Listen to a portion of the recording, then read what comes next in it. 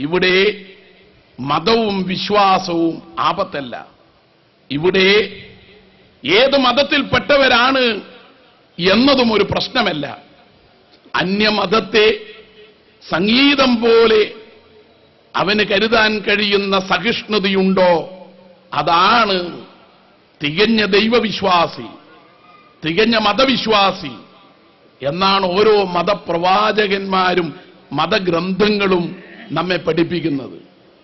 ഇവിടെ സുന്നി വിഭാഗത്തിന്റെ ഒരു പ്രത്യേകത യൗവനത്തിന്റെ പ്രസരിപ്പും വൃദ്ധത്വത്തിന്റെ വാർദ്ധക്യമല്ല അനുഭവ സമ്പത്തും.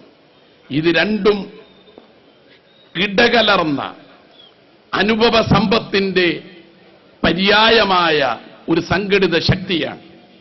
തീർച്ചയായും അത് നന്മയ്ക്ക് വേണ്ടി നമുക്ക് പ്രയോജനപ്പെടുത്താൻ കഴിയണം.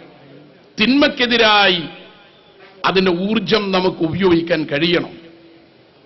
ഇന്ന് സമൂഹത്തിലെ തിന്മകൾക്കെതിരായി, അനീതിക്കെതിരായി, അധാർമികതക്കെതിരായി, അഴിമതിക്കെതിരായി, കൊള്ളരുതായ്മകൾക്കെതിരായി പൊരുതാനുള്ള മനസ്സാണ് എന്റെ യൗവനമെന്ന് ഏറ്റുവിളിക്കാൻ കഴിയുന്ന മാനവിക മൂല്യം ഈ ജാഥയിലൂടെ നിങ്ങൾക്ക് ഉയർത്താൻ കഴിയുമെങ്കിൽ അതായിരിക്കും ഈ നാട് നിങ്ങൾക്ക് നൽകുന്ന വരവേൽപ്പ്.